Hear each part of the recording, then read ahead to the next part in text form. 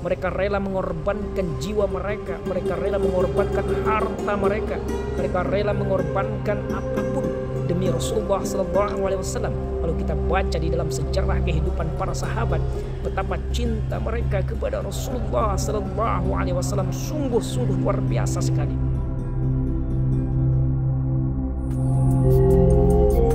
Buya Malaysia, like, share, comment, and subscribe. A'udzubillahiminasyaitonirrajim. Bismillahirrahmanirrahim. Assalamualaikum warahmatullahi ta'ala wabarakatuh. Alhamdulillahillazi bi ni'matihi tatimmus shalihat. Allahumma shalli wa sallim wa barik ala sayyidina Muhammad sallallahu alaihi wasallam wa ala alihi wa sahbihi ajma'in. Amma ba'd. Sahabat Buya dimanapun berada, terlebih dahulu mari kita awali pertemuan kita dengan mengucapkan Alhamdulillah, summa alhamdulillah. Kita puja-puji Allah Subhanahu wa Ta'ala. Senantiasa kita tingkatkan terus rasa syukur kita kepada Allah Tabaraka wa Ta'ala atas segala apapun yang Dia berikan kepada kita. Ridhoilah semua itu, relakanlah semua itu, karena semua yang diberikan oleh Allah kepada hambanya merupakan kebaikan. Walaupun dalam pikiran kita itu adalah penderitaan, dalam pikiran kita, dalam asumsi kita itu adalah keburukan, derita, tetapi sesungguhnya Allah Subhanahu wa Ta'ala memberikan kepada kita takdir demi takdir yang kita lewati, kebaikan dan kebaikan bagi kita. Sebagaimana Rasulullah SAW mengatakan, sungguh ajaib bagi orang yang beriman. Ketika Allah berikan dia nikmat, dia bersyukur kepada Allah, baik baginya. Ketika Allah berikan dia musibah, lalu dia sabar, dan itu pun baik baginya. Jadi sebenarnya tidak ada yang dibedakan oleh Allah kepada kita. Kebaikan atau keburukan dalam penilaian kita itu sebenarnya kesimpulannya kedua-duanya baik buat diri kita. Tetap senantiasa kita berhusnuzon kepada Allah Tabaraka wa Ta'ala. Sobat Buya dimanapun berada, kemudian selanjutnya mari kita rangkaikan salawat dan salam kepada Nabi kita Muhammad sallallahu alaihi wasallam. Allahumma shalli ala sayyidina Muhammadin wa ala alihi wa sahbihi ajma'in. Sahabat Buya dimanapun berada, pada konten kita kali ini akan membahas hal yang paling istimewa ini dari konten-konten kita yang sebelumnya. Sahabat Buya dimanapun berada, pada konten kita kali ini akan membahas tentang makhluk yang paling istimewa yang pernah Allah ciptakan selama ini. Pada konten kita kali ini akan membahas dan mengetengahkan tentang makhluk yang paling mulia, makhluk yang paling agung yang pernah Allah ciptakan. Siapakah dia? Nah, sebelum kita masuk ke sana, bagi sahabat Buya yang menonton, kami ucapkan banyak terima kasih. Dan yang belum subscribe, tolong di subscribe. Yang belum di like, tolong di like. Yang belum di komen, tolong di komen dengan berzikir kepada Allah Subhanahu wa Ta'ala. Silakan di share kepada saudara-saudara kita melalui grup WhatsApp dan dalam bentuk media sosial manapun. Mudah-mudahan ini menjadi amal jariah, amal yang mengalir bagi kita selagi orang mengambil manfaat dari video ini.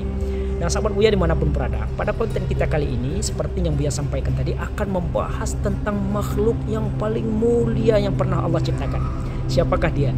Dia adalah Nabi Muhammad sallallahu alaihi wasallam. Allah Tabaraka wa Ta'ala mengatakan di dalam Al-Quran, wa ma arsalnaka illa rahmatan lil alamin, dan tidaklah kami utus engkau wahai Muhammad kecuali menjadi rahmat bagi sekalian alam. Bayangkan saja sahabat Buya dimanapun, Nabi Muhammad SAW tidak hanya sebagai rahmat bagi keluarganya, tidak saja menjadi rahmat bagi umatnya, tidak saja menjadi rahmat bagi manusia, tidak saja menjadi rahmat bagi jin, tetapi Nabi Muhammad SAW menjadi rahmat bagi langit, bagi bumi, bagi lautan, di udara, dimanapun berada. Nabi kita Muhammad sallallahu alaihi wasallam rahmat bagi sekalian alam. Maka oleh karena itu sangatlah penting untuk kita mampu mencintai Nabi Muhammad sallallahu alaihi wasallam sedalam rasa yang kita miliki. Nah, bagaimana caranya kita mencintai Nabi Muhammad sallallahu alaihi wasallam? Tentu diawali dari ta'aruf. Tentu diawali dari mengenali Rasulullah sallallahu alaihi wasallam. Kenapa tidak, saudara-saudaraku? betapa para sahabat itu cinta kepada Rasulullah SAW. Kita perhatikan bagaimana istri Rasulullah mencintai Nabi Muhammad SAW, sahabat-sahabat beliau Abu Bakar, Umar, Uthman, Ali, dan sahabat-sahabat yang lainnya, betapa dalam perasaan cinta mereka kepada Nabi Muhammad SAW. Mereka rela mengorbankan jiwa mereka, mereka rela mengorbankan harta mereka, mereka rela mengorbankan apapun demi Rasulullah SAW. Kalau kita baca di dalam sejarah kehidupan para sahabat, betapa cinta mereka kepada Rasulullah SAW sungguh-sungguh luar biasa sekali. Apapun akan mereka lakukan demi membela Rasulullah SAW karena cinta mereka kepada Rasulullah SAW. Maka apapun yang dilakukan oleh Rasulullah SAW, apapun yang diperintahkan oleh Rasulullah SAW, para sahabat waktu itu sangatlah antusias mendengarkan titah yang disampaikan oleh Allah dengan wahyunya melalui malaikat Jibril kepada Nabi Muhammad SAW. Lalu mereka akan melaksanakan, mengamalkan, mengaplikasikan, merealisasikan apa yang diwahyukan oleh Allah Taala kepada para sahabat itu. Sahabat Buya dimanapun berada, ini merupakan buah dari rasa cinta mereka kepada Rasulullah SAW. Karena memang ketika kita sudah mencintai sesuatu, maka kita tidak akan hitung-hitungan lagi untuk berkorban demi sang yang kita cintai itu. Dan tentu endingnya tidak hanya berhenti kepada cinta kepada Rasulullah SAW, tetapi endingnya adalah cinta kepada Allah Subhanahu wa Ta'ala. Namun bagaimana kita bisa sampai kepada cinta kepada Allah sebelum kita melewati tahapan yang paling penting ini? Tak akan sampai cinta kita kepada Allah Subhanahu wa Ta'ala tanpa melalui Nabi Muhammad SAW. Karena syahadat disandingkan, asyhadu an la ilaha illallah wa asyhadu anna Muhammadar Rasulullah. Kita meyakini dan menyembah Allah sebagai Tuhan kita. Bagaimana caranya? Tentu sebagaimana yang diajarkan oleh Rasulullah SAW. Allah Tabaraka wa Ta'ala di dalam Al-Quran juga mengingatkan kepada kita, qul in kuntum tuhibbunallah fattabi'uni yuhibbukumullah wa yaghfir lakum dzunubakum wallahu ghafurur rahim. Allah Tabaraka wa Ta'ala mengatakan di dalam surah Al-Imran, katakanlah wahai Muhammad kepada siapapun itu, katakan kepada mereka, apabila mereka hendak ingin mendapatkan cinta dari Allah, maka ikutilah aku. Katakan kepada mereka harus mengikuti Nabi Muhammad SAW, maka Allah akan mencintai kita. Artinya adalah kita dibawa oleh Rasulullah untuk mencintai Allah Subhanahu wa Ta'ala. Dan cara yang tercepatnya adalah kita belajar bagaimana cara mencintai Rasulullah. Caranya fattabi'uni, maka ikutilah Nabi Muhammad SAW, maka kita akan mencintai Rasulullah, maka kita akan mencintai Allah, dan cinta Allah pun akan Dia curahkan kepada kita ketika kita mencintai Rasulullah SAW. Akhirnya kita akan mencoba masuki step demi step ya. Kita insya Allah akan fullkan kajian kita tentang bagaimana cara kita mencintai Rasulullah. Tentu diawali dengan mengenali Rasulullah SAW. Mengenali Rasulullah SAW. Bagaimana kita mengenali Rasulullah? Tentu dengan cara ta'allum, tentu dengan cara belajar. Kita gunakan mata untuk belajar membaca kitab-kitab ya yang telah disusun oleh para ulama kita, banyak sekali tentang sejarah kehidupan Rasulullah, mulai dari kitab yang paling sederhana mungkin hanya puluhan halaman sampai ratusan halaman, mulai dari teks yang berbahasa Arab, malahan sudah banyak pula yang terjemahkan ke dalam bahasa Indonesia dan berbagai bahasa di dunia. Maka itu semuanya adalah jendela untuk kita bisa menatap bagaimana sebenarnya pribadi Rasulullah SAW. Nah, pada konten kita kali ini akan mengetengahkan satu referensi yang sudah viral ya, dan bukunya dapat kita akses, dan bukunya dapat kita miliki, dapat kita beli. Ini Buya coba memberikan satu alternatif kepada jamaah semuanya untuk bisa kita rujuk, yaitu satu kitab yang sudah diterjemahkan ke dalam bahasa Indonesia yang berisikan tentang mengenal pribadi dan akhlak Rasulullah SAW. Ini dia kitabnya, kitab Syama'ilin Nabi Sallallahu Alaihi Wasallam yang dikarang oleh Imam Tirmizi. Nah, ini dia kitabnya.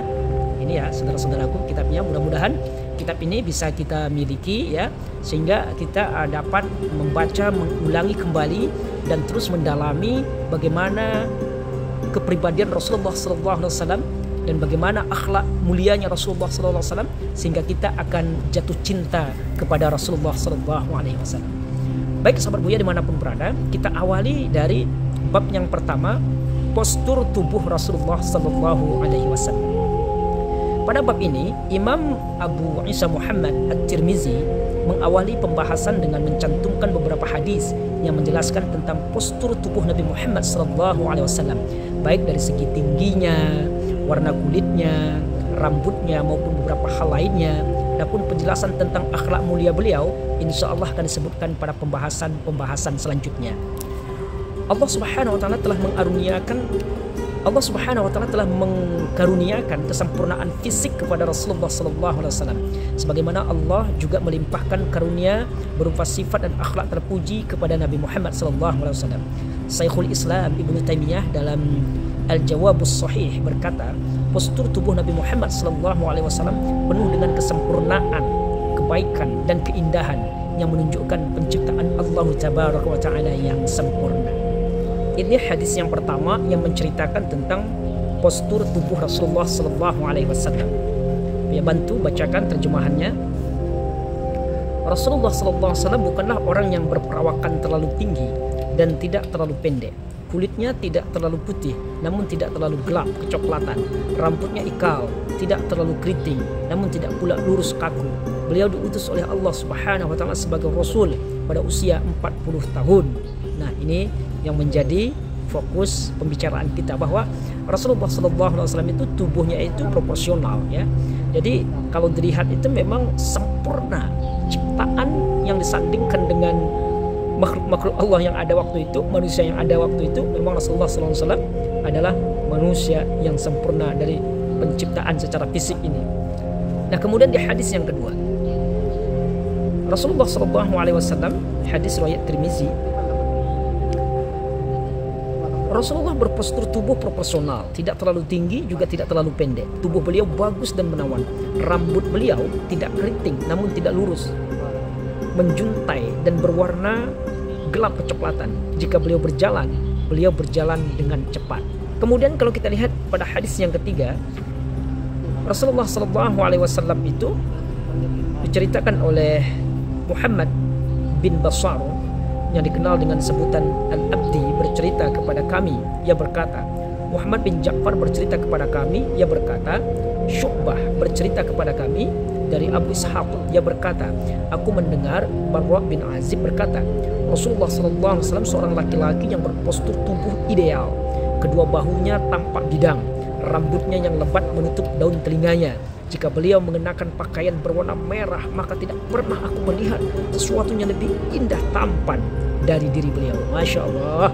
Ini yang beliau digambarkan oleh Barra bin Azib, ya, bahwa ketika Rasulullah SAW itu dilihatnya dengan kondisi, ya, laki-laki yang berpostur tubuh yang ideal, kedua bahunya tampak bidang, rambutnya yang lebat menutupi daun telinganya. Kemudian jika beliau mengenakan pakaian berwarna merah, maka tidak pernah aku lihat, ya, betapa gantengnya. Nah, ini merupakan, ya, kesempurnaan ciptaan Allah Subhanahu Wa Taala yang disematkan kepada Nabi Muhammad SAW. Nah, kemudian kita masuk kepada hadis yang keempat.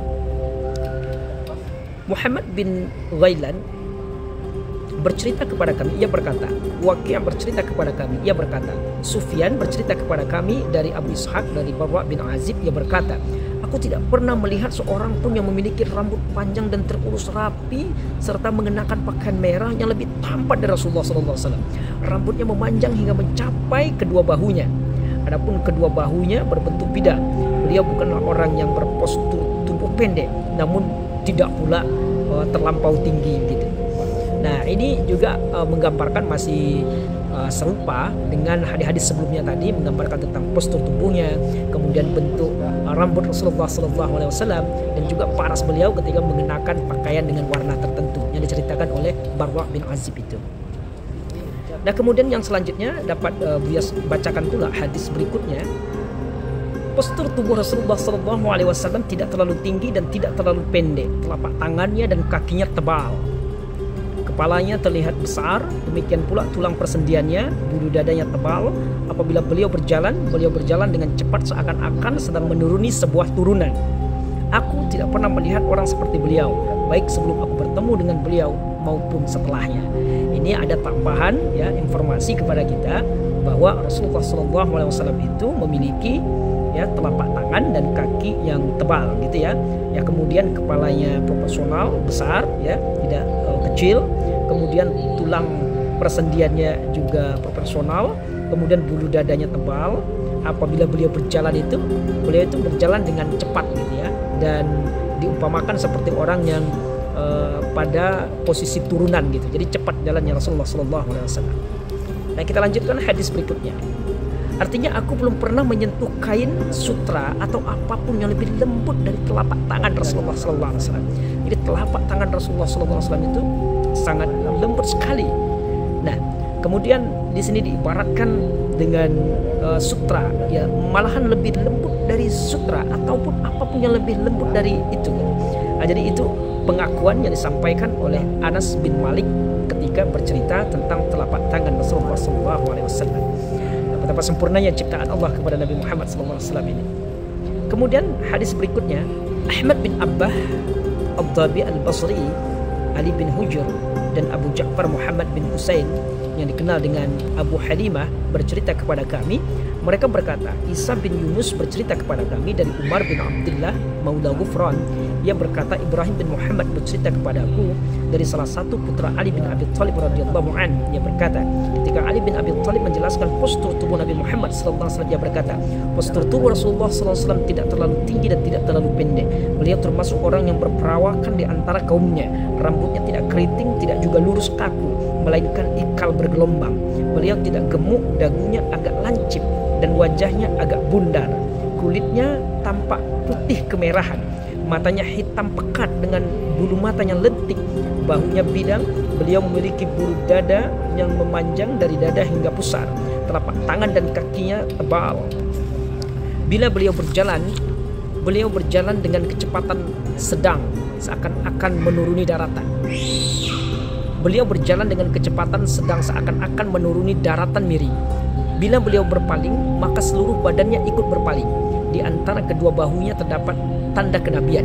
Beliau memiliki hati yang paling pemurah dan penyayang di antara manusia. Ucapan dan perkataannya paling benar dan paling dipercaya. Perangainya begitu sopan dan lembut, sebagaimana beliau sangat ramah dan akrab dalam pergaulan. Siapa saja bertemu dan melihatnya tentu akan menaruh hormat dan segan kepadanya. Siapa saja yang pernah bergaul dan mengenal beliau tentu ia akan jatuh hati kepadanya. Mereka yang menceritakan perihal sifat dan perangainya akan berkata, belum pernah aku melihat orang yang teramat istimewa seperti Nabi Muhammad SAW ini. Masya Allah. Ini memberikan kepada kita ada tambahan informasi dari hadis sebelumnya tadi, yaitu dimulai dari bentuk postur tubuh Nabi, kemudian rambutnya, telapak tangannya, kemudian bahunya. Tadi sudah kita sampaikan pada hadis sebelumnya. Kemudian di sini bodi Rasulullah SAW tidak terlalu gemuk, Kemudian dagu beliau itu agak lancip dan wajahnya itu agak bundar. Kemudian ini lancip gitu ya, masya Allah, betapa sempurnanya itu, betapa tampannya Rasulullah Sallallahu Alaihi Wasallam. Kulitnya tampak putih kemerahan, matanya hitam pekat. Ini maksudnya bola mata itu pekat, hitamnya itu pekat. Kemudian yang putih mata itu memang putih, benar-benar putih gitu. Kemudian bulu matanya itu lentik gitu ya. Bulu matanya lentik. Kemudian beliau juga memiliki bahu yang bidang. Kemudian beliau memiliki bulu dada yang memanjang dari dada sampai ke pusarnya. Telapak tangan dan kakinya tebal, itu tadi sudah disampaikan. Kemudian ketika beliau berjalan, seakan-akan beliau itu berjalan di turunan ya, agak cepat gitu ya. Nah, kemudian bila beliau berpaling, maka seluruh badannya juga ikut berpaling gitu ya. Kemudian beliau memiliki hati yang paling pemurah, penyayang di antara manusia. Ucapan dan perkataannya paling benar dan paling dipercaya. Perangainya begitu sopan dan lembut, sebagaimana beliau ya sangat ramah dan akrab dengan pergaulan. Jadi siapa saja yang bergaul dengan beliau itu terpesona, benar-benar terpesona. Begitu indahnya tutur sapanya, kemudian memperlakukan orang dengan mulia sekali. Nah, ini merupakan sesuatu hal yang sangat sempurna dari fisik beliau dan juga dari percakapan, pertemuan dan pergaulan beliau sesama manusia lainnya. Maka kita lanjutkan dengan hadis berikutnya, saudara-saudaraku. Sufyan bin Waqi bercerita kepada kami, ia berkata, Jumai bin Umar bin Abdurrahman Al-Ijli bercerita kepada kami, mendiktekan apa yang telah tertulis dalam kitabnya. Ia berkata, seorang laki-laki Bani Tamim, salah satu putra Abu Halah, suami Khadijah, yang dikenal dengan Abu Abdullah, dari Ibnu Abi Halah, dari Hasan bin Ali radhiyallahu anhum, ia berkata, aku bertanya kepada pamanku Hindun bin Abi Halah tentang sifat dan deskripsi fisik Nabi Muhammad SAW. Saat aku benar-benar ingin mengetahui ia pun berkata, Rasulullah SAW seorang yang berjiwa besar dan penuh wibawa. Wajahnya cerah bak rembulan di malam purnama. Beliau lebih tinggi dari mereka yang tergolong pendek, namun lebih pendek dari mereka yang tergolong tinggi. Jiwa pelindungnya bagi orang lain begitu terasa. Rambutnya bergelombang. Apabila beliau menyisir rambutnya, maka beliau akan membagi rambutnya menjadi dua bagian. Namun bila beliau tidak menyisirnya, maka beliau membiarkan ujung rambutnya menutupi telinganya. Beliau selalu menyisir rambut dengan rapi sehingga penampilannya tampak bersih dan segar.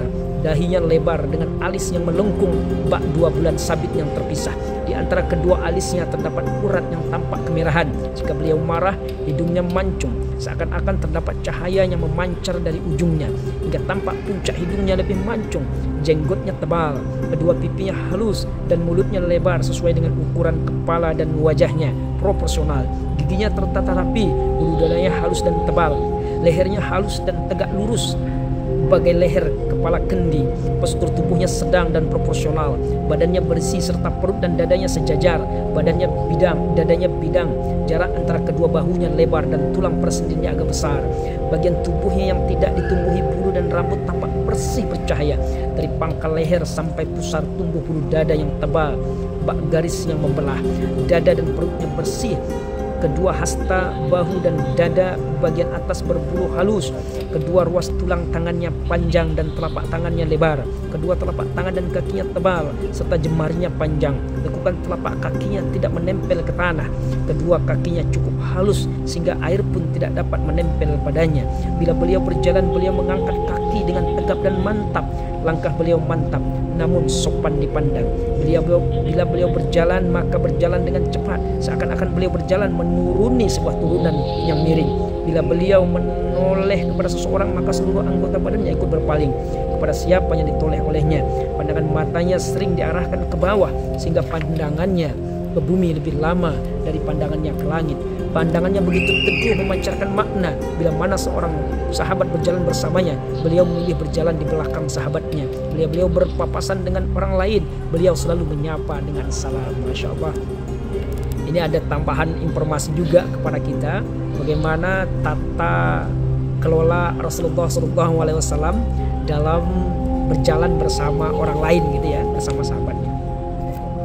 Rasulullah SAW memiliki mulut yang lebar, proporsional ya, wajahnya ini dengan mulut ukurannya itu memang pas, tepat, tidak ada cacatnya sama sekali, pas, sempurna, ya, perfect gitu ya.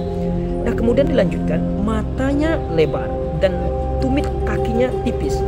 Syu'bah berkata, aku bertanya kepada Simak mengenai pengertian mulut yang lebar. Ia menjawab, mulutnya berbentuk lebar sesuai dengan bentuk mukanya. Aku bertanya lagi, apakah maksud dari mata beliau yang lebar? Ia menjawab, belahan matanya panjang. Aku kembali bertanya, apa maksud tumit beliau yang tipis? Ia menjawab, daging tumitnya itu sedikit. Daging tumitnya itu sedikit. Oke, saudaraku, kita lanjutkan ke hadis berikutnya. Hadnad bin As-Sari berkata kepada kami, pada suatu malam ketika dia melihat Rasulullah SAW,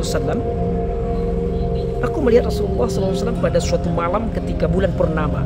Saat itu beliau mengenakan pakaian berwarna merah. Lalu aku memandang secara bergantian antara beliau dan bulan purnama di langit, dan aku dapati beliau lebih menawan dari rembulan yang ada di langit. Masya Allah. Ketika disandingkan antara rembulan dengan Rasulullah SAW yang saat itu qadarullah sedang memakai busana berwarna merah. Masya Allah. Allahu Akbar, Allahu Akbar. Betapa inginnya kita bertemu dengan Rasulullah SAW. Pasti terpesona kita kalau melihat beliau. Suatu ketika ada seorang yang bertanya kepada Barra bin Azib, apakah wajah Rasulullah bagaikan pedang? Barra menjawab, tidak, wajah beliau bagaikan bulan, bagaikan bulan purnama. Maksud dari Mislan Syaib itu, Baik, kita lanjutkan pada hadis berikutnya. Sa'id Al-Judaidi berkata, coba jelaskan bagaimana penampilan Rasulullah SAW. Abu Tufail berkata, berkulit putih, berwajah tampan dan perawakan proporsional. Masya Allah. Allahu Akbar. Allahumma salli ala Muhammad wa ala Muhammad. Kemudian kita lanjutkan hadis berikutnya. Haddatsana Abdullah bin Abdurrahman qala, Rasulullah memiliki gigi seri yang renggang. Gigi serinya itu renggang. Gigi seri Rasulullah SAW itu renggang. Beliau berbicara, giginya tampak putih seperti ada cahaya keluar dari dua gigi serinya. Masya Allah. Kalau berbicara itu ya apa ya? Kalau Rasulullah berbicara itu seakan-akan ada cahaya yang keluar dari celah giginya itu. Allahu Akbar. Allahumma shalli ala Muhammad wa ala ali Muhammad. Ini sungguh sempurna bentuk fisik yang ditampilkan melalui berita hadis yang kita ketengahkan tadi, mulai dari postur tubuh Rasulullah, bagaimana rambutnya, bagaimana mukanya, bagaimana mulutnya, bagaimana matanya, bagaimana bulu matanya, kemudian bagaimana giginya, kemudian dagunya, dadanya, sampai mata kakinya, sampai tumitnya. Kita dapatkan ya gambaran sederhana dan detail bagaimana Rasulullah mulai dari ujung rambutnya sampai ke telapak kakinya tadi diuraikan, mulai dari postur tubuh beliau, ukuran tubuh beliau, kemudian ditambah lagi bagaimana model rambutnya, kemudian bentuk mukanya, matanya, kemudian bulu matanya, kemudian dagunya, jenggotnya, kulitnya gitu ya, dadanya, kemudian bagaimana pula tumitnya, ini telah disampaikan, dan giginya juga seperti itu. Masya Allah. Maka tampaklah di sini kesempurnaan ciptaan Allah yang ditunjukkan melalui fisik Nabi Muhammad SAW. Mari kita berselawat. Allahumma shalli ala Muhammad wa ala ali Muhammad. Seluruh yang dimanapun berada, kita lanjutkan. Ada lagi ciri fisik Rasulullah SAW pada bab yang kedua ini, yaitu tentang khatamun nubuwah. Khatamun nubuwah ini artinya ada stempel kenabian pada badan, pada bodi Rasulullah SAW. Mari kita merujuk kepada hadis yang kita ketengahkan ini. Haddatsana Abu Raja, suatu ketika aku pergi bersama bibiku menemui Rasulullah SAW. Kemudian bibiku berkata, wahai Rasulullah, keponakanku ini sedang sakit. Lalu Rasulullah mengusap kepalaku dan mendoakan keberkahan untukku. Kemudian beliau berwudu dan aku meminum bekas air wudunya. Setelah itu aku berdiri di belakang beliau. Kemudian aku melihat khatamun nubuwah yang terdapat di antara kedua bahunya yang besarnya sebesar telur burung dara. Nah, Masya Allah. Jadi ternyata di punggung Rasulullah SAW itu, di antara dua bahunya itu ya, terdapat stempel kenabian khatamun nubuwah sebesar telur burung dara, saudara-saudara. Apa di situ tulisannya? Stempel Rasulullah itu bentuknya segitiga sama kaki, tetapi tidak ada tersambung antar garis ini, yang segitiga ini ya. Kemudian di dalamnya, yang di dalamnya itu tulisan teksnya adalah Allah. Kemudian baris kedua wahdahu la syarikalah, kemudian Muhammadan abduhu wa rasuluh. Nah, kemudian di sebelah kanannya tawajjah haitsu syi'ta fa innaka mansurun. Nah, di sini sebenarnya stempel ini adalah stempel identitas bahwasanya Nabi kita Muhammad SAW ini utusan Allah Subhanahu wa taala. Sudah distempel di bahunya ini bahwa di situ Allah wahdahu la syarikalah. Tidak ada sesembahan kecuali hanya Allah. Tidak ada sekutu baginya.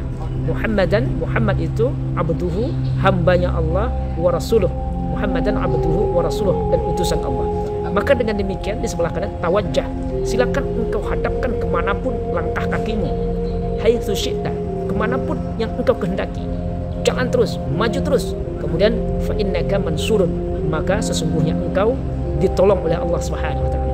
Jadi stempel ini merupakan yang menjadi motivasi dan legitimasi bagi Rasulullah SAW untuk maju dengan semangat dalam berdakwah Islamnya. Coba kita perhatikan hadis yang diriwayatkan oleh Sa'id bin Ya'qub. Apa katanya? Aku melihat khataman nubuwah di antara dua bahu Rasulullah SAW, bentuknya seperti sepotong daging berwarna merah dan sebesar telur burung dara.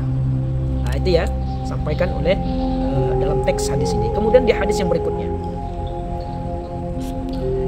Rasulullah SAW saat itu aku duduk berdampingan dengan beliau. Saking dekatnya dengan beliau, seandainya aku ingin mengecup tanda kenabian yang ada di antara kedua bahu beliau, niscaya aku dapat melakukannya. Bersabda tentang kematian Sa'ad bin Mu'az, bergoncanglah arsy Allah yang Maha Pengasih karena kematian Sa'ad bin Mu'az. Ini hadis ini ya menunjukkan kepada kita bahwa memang real Nabi kita Muhammad SAW memiliki khataman nubuwah. Nah, kita lanjutkan dengan hadis berikutnya.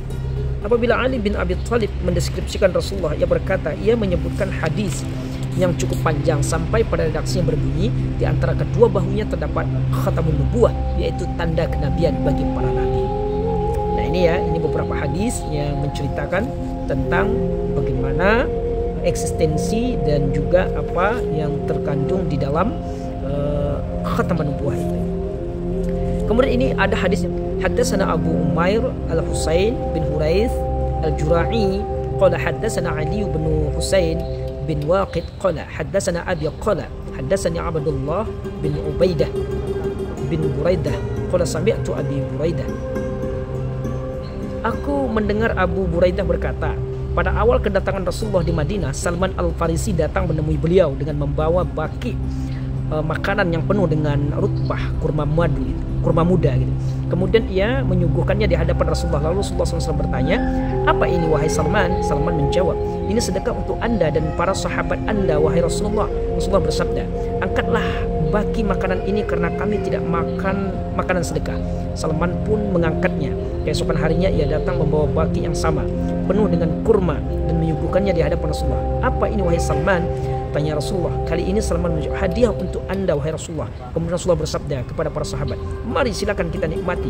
Pada saat itu Salman melihat khataman nubuwah yang ada di punggung Rasulullah SAW. Kemudian ia pun masuk Islam. Saat itu Salman Al-Farisi berstatus sebagai budak milik seorang Yahudi. Kemudian Rasulullah membelinya dengan harga beberapa dirham, yakni dengan cara mengupah menanam pohon kurma. Salman pun bekerja di kebun itu hingga pohon-pohon kurmanya berbuah. Bahkan Rasulullah sendiri membantunya menanam pohon-pohon tersebut, kecuali satu pohon yang telah ditanam Umar. Akhirnya pohon-pohon tersebut tumbuh subur dan berbuah sesuai jadwal panen per tahunnya, kecuali satu pohon yang ditanam oleh Umar. Saat melihatnya, Rasulullah bertanya, apa yang terjadi pada pohon itu? Umar menjawab, wahai Rasulullah, pohon itu akulah yang menanamnya. Kemudian Rasulullah pun mencabut pohon tersebut dan menanamnya lagi. Akhirnya pohon tersebut tumbuh subur dan berbuah pada tahun panennya. Ini beda ya, lakik tangan Rasulullah dengan lakik tangan sahabat itu berbeda. Jadi keberkahan kalau sudah Rasulullah SAW itu menjadi berkah semua. Allahu Akbar, Allahu Akbar. Cintailah Rasulullah SAW. Allahumma salli wa sallim ala Sayyidina Muhammad wa ala ali Sayyidina Muhammad. Saudara-saudaraku, pada sesi kali ini kita cukupkan di sini dulu ya, yaitu bahasan kita tentang bagaimana gambaran fisik Rasulullah SAW yang kita mulai dari postur tubuhnya, kemudian rambutnya, hidungnya, matanya, mukanya, dagunya, kemudian postur tubuhnya, bahunya, dan sampai kita pada pembahasan khatamun nubuwah sampai stempel kenabian. Mudah-mudahan bermanfaat dan bertambah cinta. Saksikan terus tahapan berikutnya, episode berikutnya, yaitu ya gambaran tentang fisik dan akhlak Rasulullah SAW. Itu saja. Mudah-mudahan kita memang benar-benar diakui nanti oleh Nabi Muhammad SAW sebagai umatnya di dunia maupun di hari kiamat kelak. Amin ya rabbal alamin. Itu saja. Sampai ketemu. Yang belum subscribe silakan di subscribe. Yang belum like. Yang belum komen yang positif. Ucapkan Allahumma sholli ala Sayyidina Muhammad wa ala ali Sayyidina Muhammad, dan share kepada teman-teman kita yang lainnya. Mudah-mudahan menjadi tambahan ilmu yang bermanfaat bagi mereka dan menimbulkan dan menambah lagi sang pencinta Rasulullah sallallahu alaihi wasallam. Allahumma shalli wa sallim ala Muhammad wa ala Muhammad. Subhanakallahumma bihamdika asyhadu an la ilaha illa anta astaghfiruka wa atubu ilaik. Assalamualaikum warahmatullahi wabarakatuh. Buya Malaysia.